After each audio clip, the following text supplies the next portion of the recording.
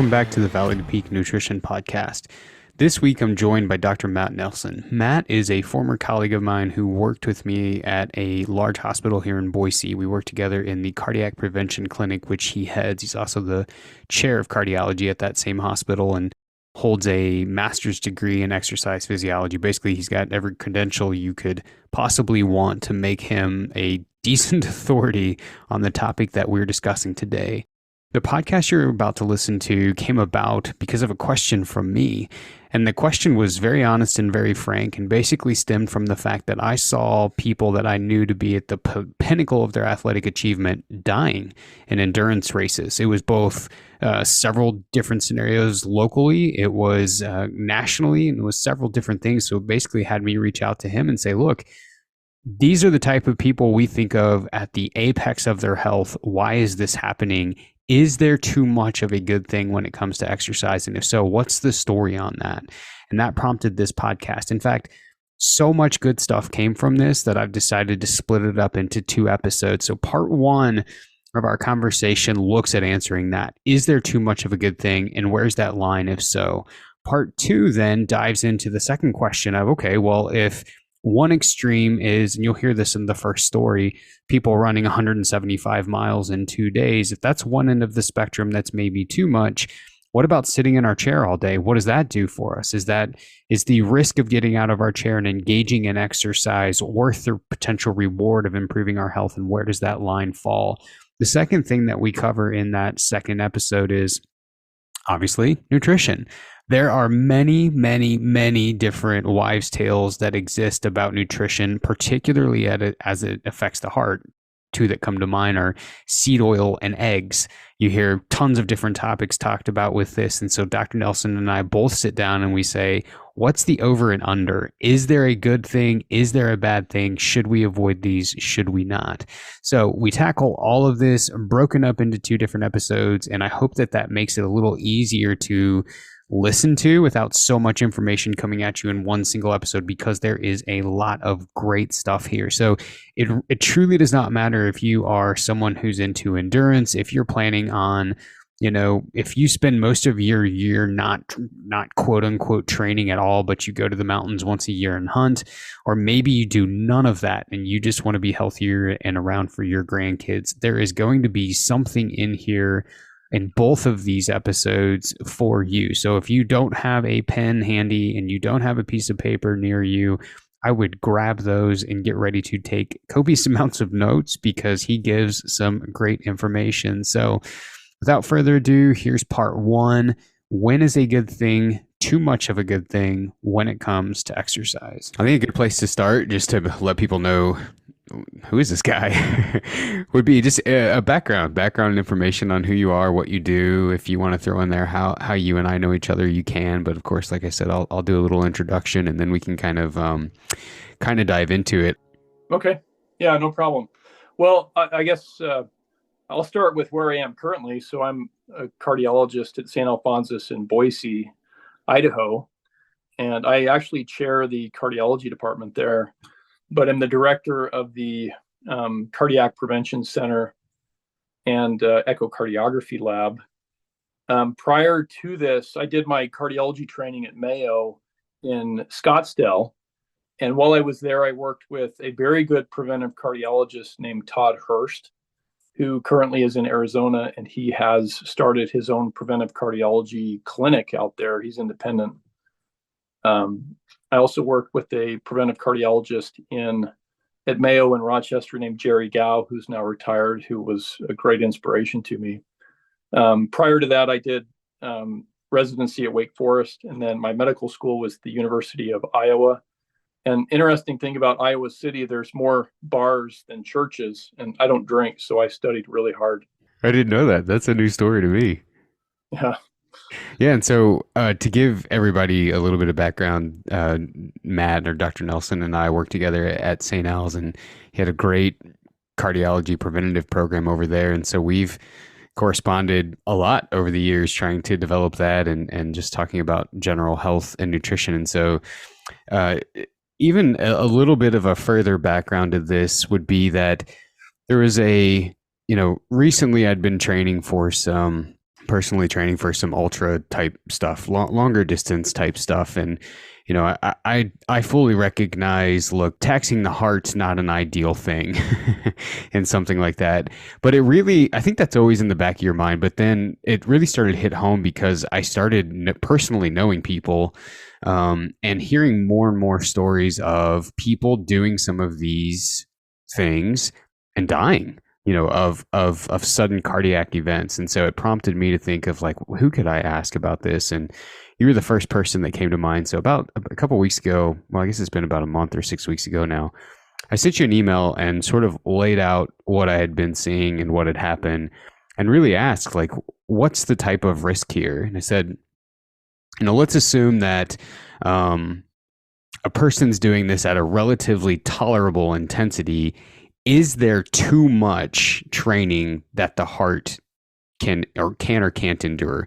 And I think laying this out over 3 separate parts would be good. So 1, the discussion in our email, and 2, we may answer this in part 1, but what's the minimum effective dose, right? Like what's the least that we could get by with that actually helps us? And then 3rd is that over and under that we talked about, for confusing topics to people on heart function. I think we could visit that if we get some time. But first, just to lead with, when is it too much? When does it become too much to where like, okay, you're potentially putting yourself at a risk here? Well, we know there's too much. We just don't know exactly where that point is.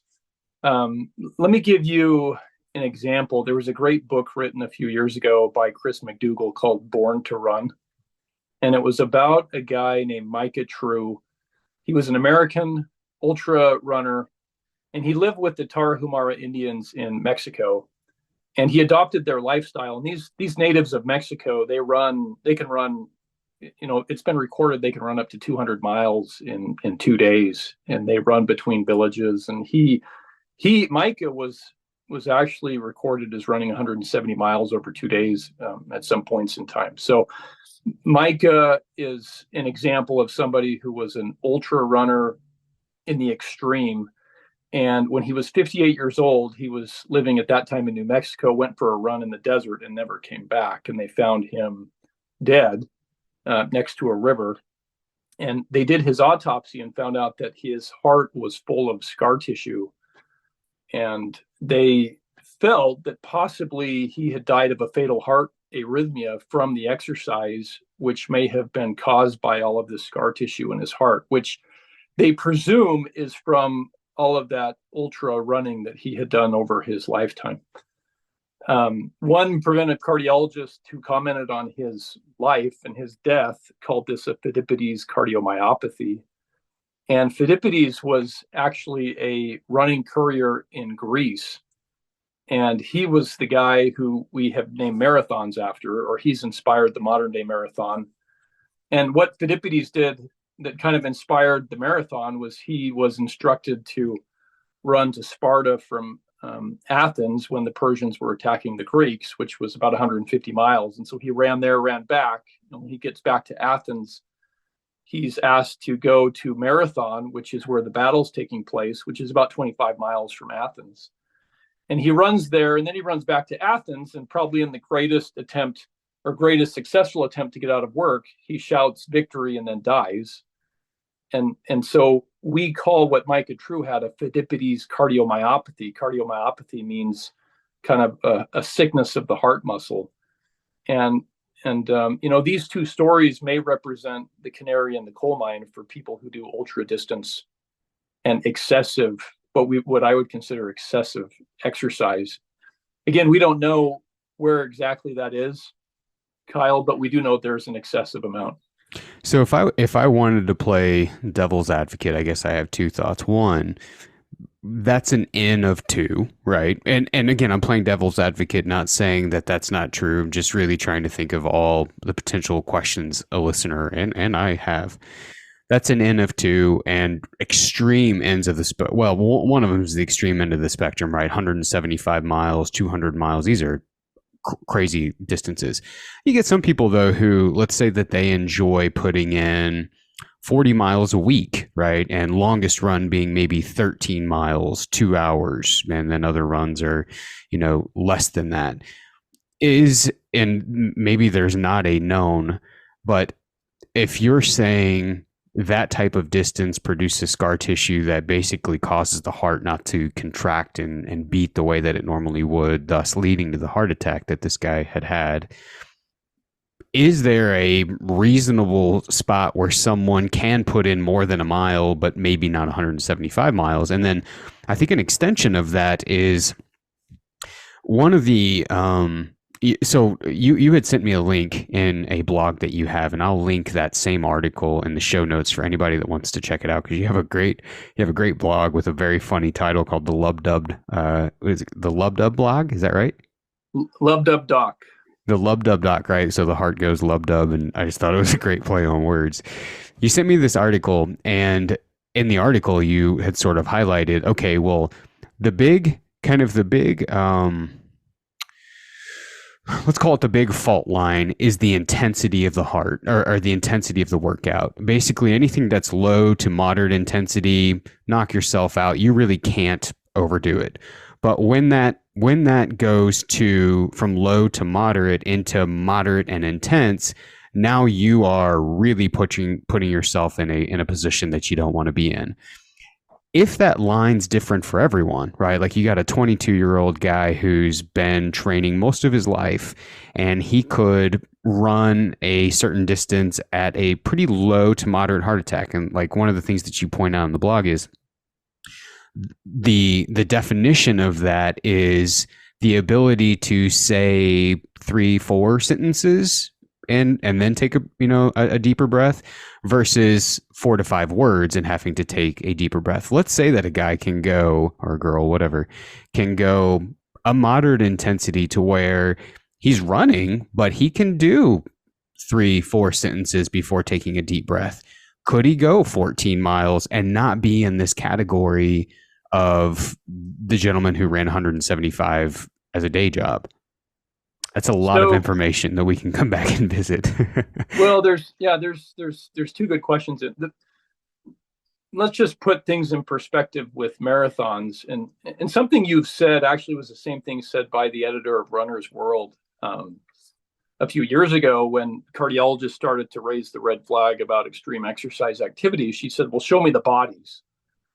We're really not seeing people dropping dead all the time. And the reality is that when they look at marathons and death rates during marathons, there is about 1 in 100,000 people that die running marathons every year in the United States. And in 2018, there was 1.1 million people that ran marathons, which means there's 11 bodies from marathons. So 1 out of 100,000 is a pretty low number.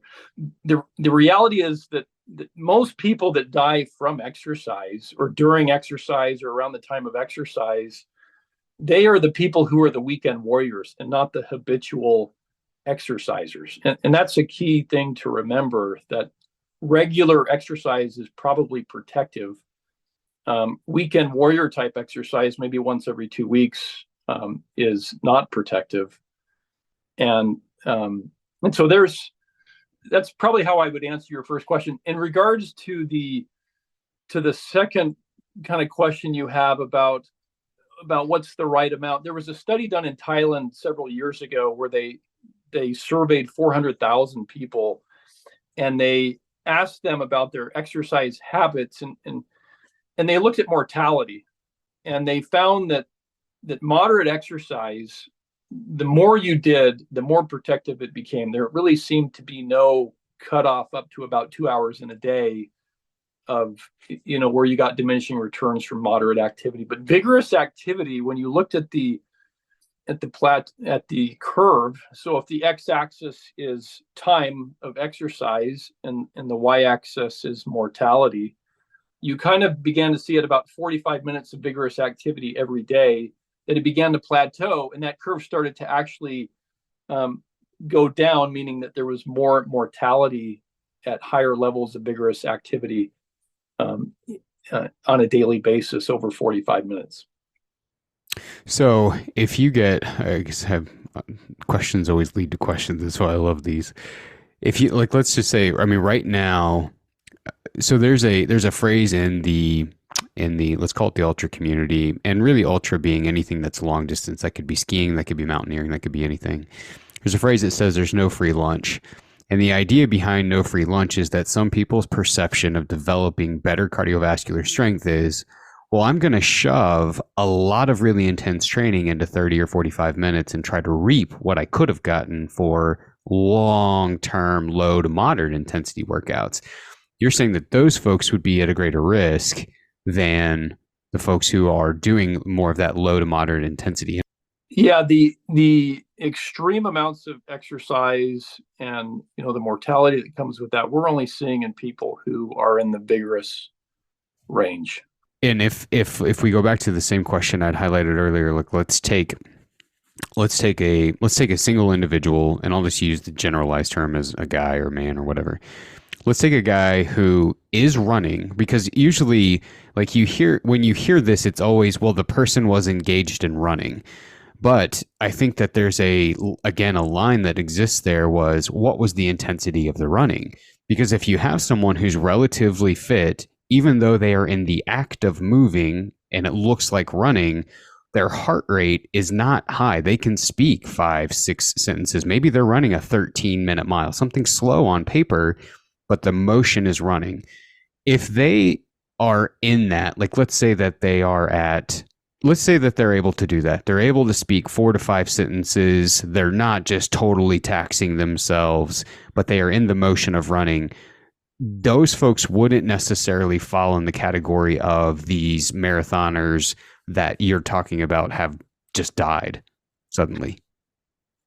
Yeah, we really don't see people doing moderate activities and higher death rates. Part of the reason maybe, Kyle, is that it takes, if you do 10 minutes of running, you've got to walk 20 minutes to get the same benefit from that as you would from running. So it kind of doubles what you do. But yeah, I don't know if that answers your question there. But if you were to do it at a slower pace, right? Like, let's say that usually when people are engaged in races, they're trying to hit a specific time. They are pushing the envelope of their thresholds. But if you have someone who's training with regularity and they're not necessarily trying to push that envelope and at a moderate intensity, I would imagine, and maybe I'm wanting to hear that you're going to say yes. I don't know. I mean, I want the truth more than anything, but so there's a very popular belief right now.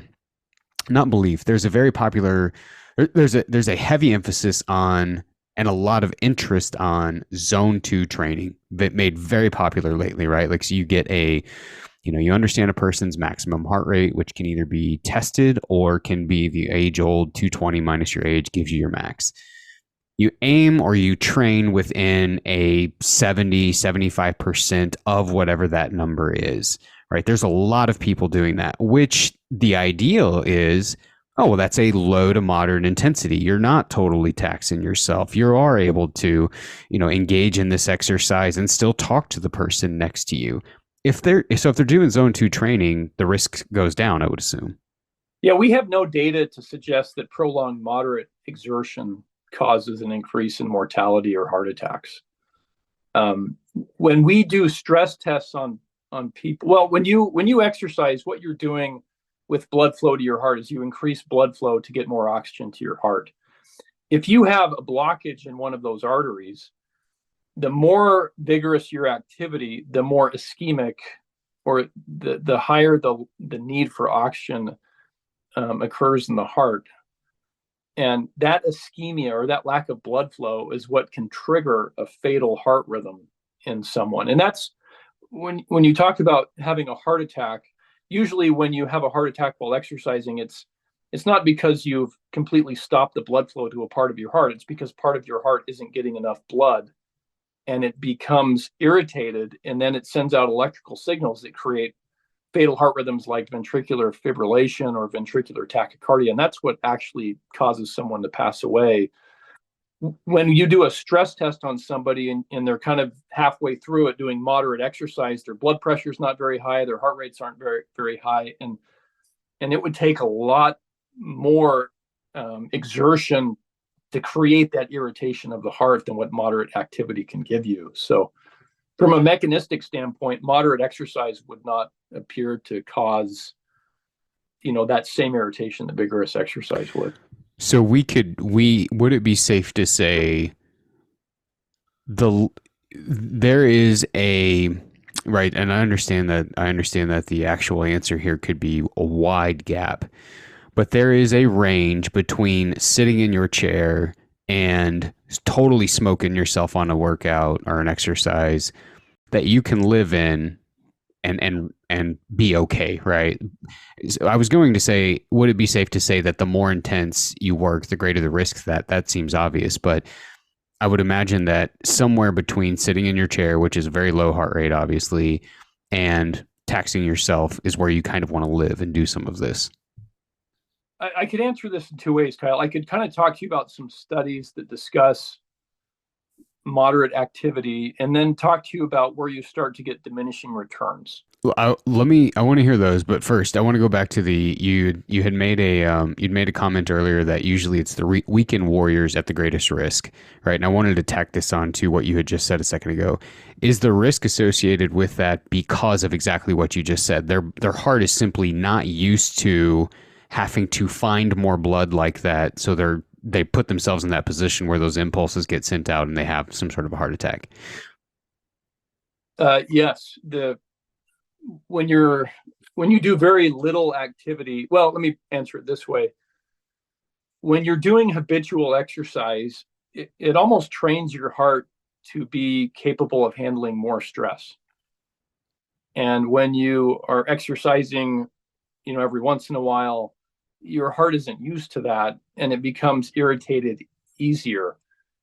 If you look at who's coming in with heart attacks to the hospital, 1 out of every 11 heart attacks is associated with exercise, either at the time of exercise or within a few hours of exercise. And when you look at who those people actually are, they're the people that are those weekend warriors that are not doing habitual exercise. Interesting. So a person, like, let's say that let's say there's someone who's sedentary, no exercise. They want to start though. Can a person build that capacity? I would assume, right? Because none of us just come out of the womb, absolute athletes. So I would assume that as you progressively build that, right, which is spread out over a long period of time versus just jumping into it and all of a sudden becoming a 7-day week person, but you're slowly and progressively building that over time to where you could get to the point where your risk diminishes because you're engaged in it with some regularity. That's true, and we don't know exactly, at what point people cross into that habitual exercise.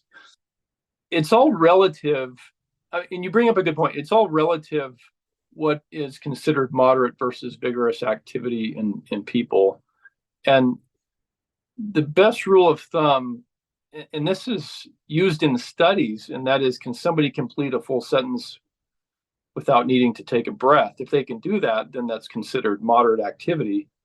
If they can't do that and need to take a breath before they complete a full sentence, it's vigorous activity, and that's going to be different for you and me, and Yeah, I know. I mean, in full disclosure, I mean, I know some of these answers aren't direct. Like one of the most annoying but common answers I give is it depends. People will reach out and they'll want to know, well, can I do this for nutrition or will this work for nutrition? And my answer is almost always, well, it depends. There is there isn't necessarily a right or a wrong, and there are a lot of things that have to be considered before I can give you an answer, a clear answer. And when you have like one of the fickle things about all research studies in the medical community is you have to have a huge group to really give it any sort of a validity.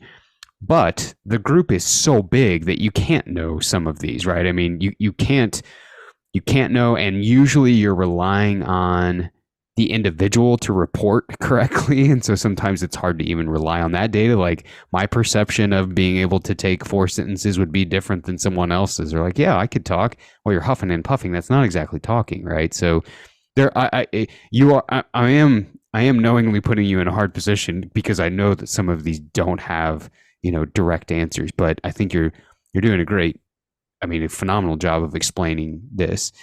You said a second ago that one of the best things that you feel like you could give us was to explain some of these studies that you've looked at in terms of what's the minimal effective dose and some of the other things. I'd love to just hear what you have to say about that. Yeah, so minimal effective dose. Again, I'll go back to that study from Thailand, but they found an hour a week of running had benefits. So that's about 9 minutes a day of running. There are actual measurable mortality benefits to someone.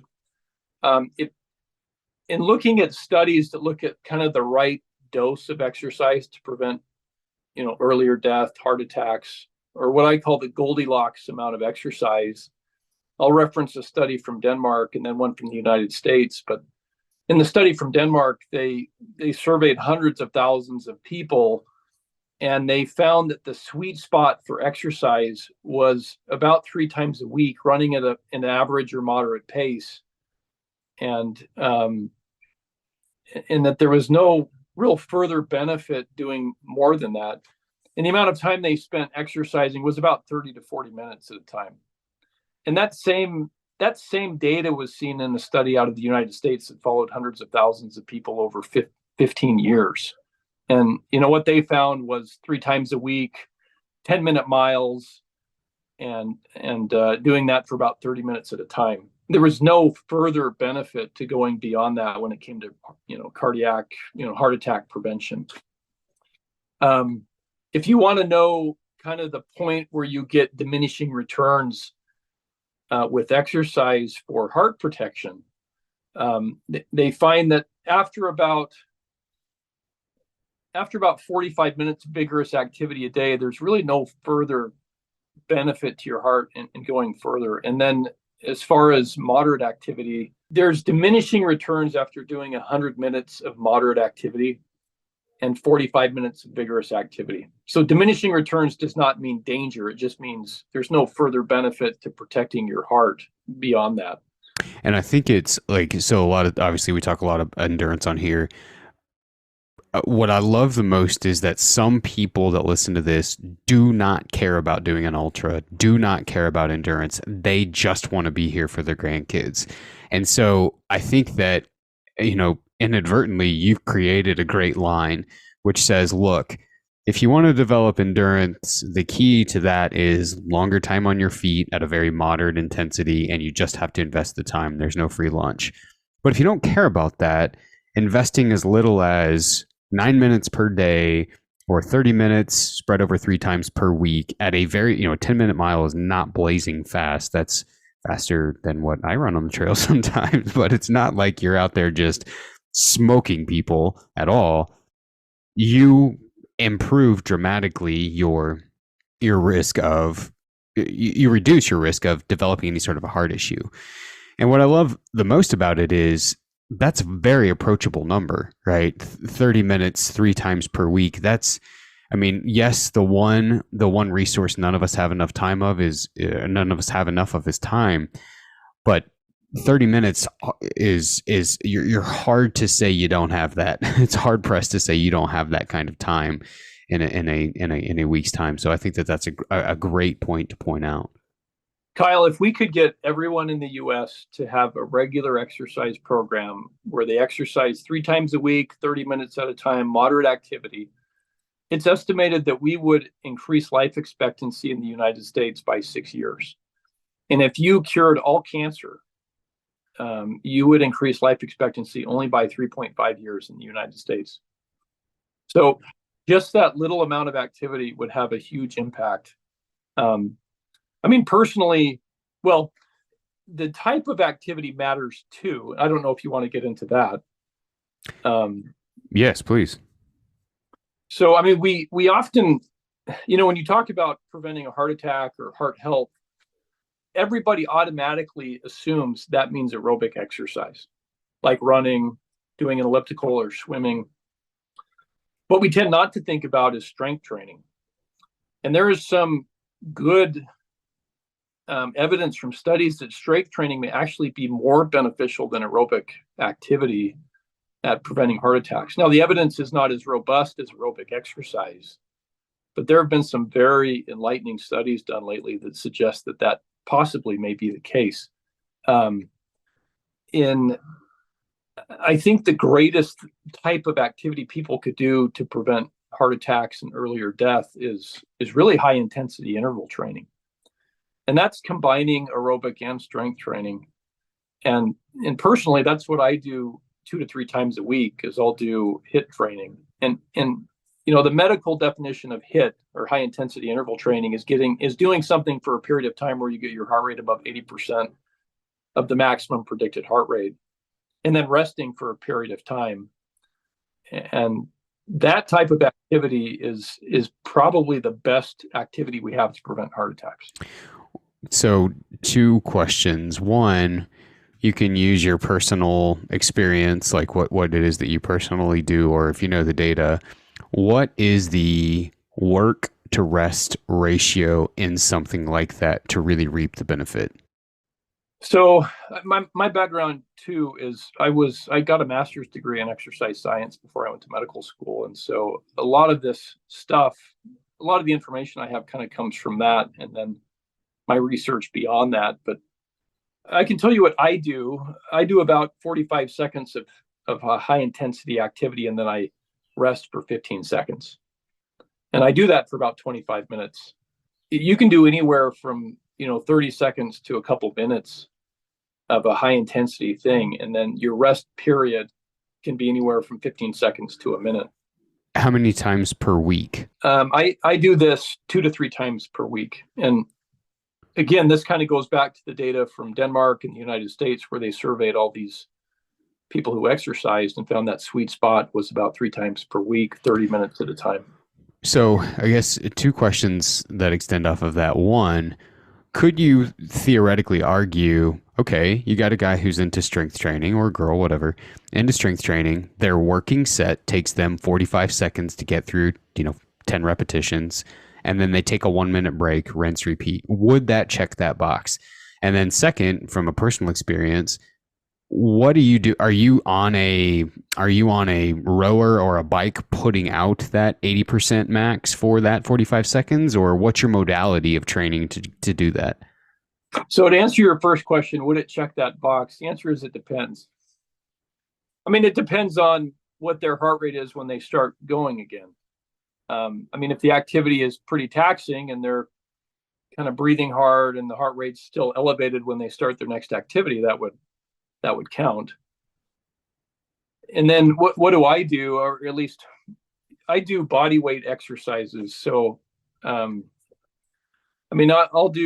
kind of rotate between jumping jacks, push-ups, squats, pull-ups, mountain climbers, planks, high knees, I'll kind of rotate through a system like that I have written out for myself that kind of exercises all the major muscle groups in my upper body and legs. I'm going to ask this because I know everybody's wondering it. So if we're going to play devil's advocate again, just a second ago, basically we somewhat learned the worst thing you could possibly do for your heart is vigorous exercise. And now we're saying high intensity interval training is the best thing that you could possibly do for your heart if done within these time parameters. And if again, I'm trying to think about the listener here. If I loop in the fact that a cause of heart attacks is the heart's inability to get enough blood flow to it, and this increases that risk, am I missing something here? Well, it's a good question. So I'm not saying that vigorous activity is bad at all. I'm saying that prolonged vigorous activity, doing that every day, is probably not the best thing for people long-term, doing that year after year after year. And again, if you go back to that study in Thailand, they showed that 45 minutes of vigorous activity daily had mortality benefit over 10 to 15 years. And so I don't think we should be scared of doing vigorous activity. I would be hesitant to do vigorous activity for prolonged periods of time every day for years and years and years. And I think that that's a good, again, like that the best the best but the worst answer on the face of the planet, and a lot of this stuff is it depends, and there is no clear line, and that's, like one of the, I think that's one thing that people look for now. No matter what topic you're talking about, they want this very clear objective line, and sometimes there just isn't one. Right? I mean, and there are always outliers. You could have an individual who meets all of the criteria. They're at a low to moderate intensity. They are not a weekend warrior. They have steadily and progressively ramped up their volume. They've done everything right and still have some sort of an issue, right? There's always outliers, and there is no clear black and white line all of the time. So I think this is great information to think about. I want to be sure to say thank you, a big thank you to Dr. Nelson for joining me for such a great conversation. I appreciate his time and his expertise on the topic. Anything that we talked about in either of those episodes is listed in the show notes, so you can click that link and you can go check out more information about that at the link and learn more about whatever it was that you are interested in. If you are interested in learning more about nutrition in general, we have a ton of free resources over at our website, which is v2pnutrition.com. If you are getting ready to head out first, I know the hunting seasons are about to start all over the West and Midwest and all over the US. If you're interested in some free guides that we have on backcountry hunting or hiking, etc., you can grab those at the website. If you're interested in diving down the deep rabbit hole of dehydrating your own food, we've got a guide over there you can check out. And maybe this topic prompted you to want to learn more about the basics with nutrition. We've got a foundations course that we just launched. It's 20 weeks. It's self-guided. Once you access it, it is yours for life. You have a username and a password that will give you access to a boatload of resources. That is on our website as well. Maybe you would say, look, man, I'm just here for the podcast. If that's the case, that's fine too. And I want to be sure to say thank you for joining us. It truly does mean a lot. I hope that you're getting great information out of these episodes that you can go use. It would be a massive help to us if you would jump in your podcast platform, rank the podcast, or send it to a friend that you think may be interested in it. It helps us to grow the podcast and to become a place where people can get information about nutrition that they can trust. So if you're interested in any of that, please check it out. If not, we will see you back here again in a couple of weeks. Until then, have a great week, everyone.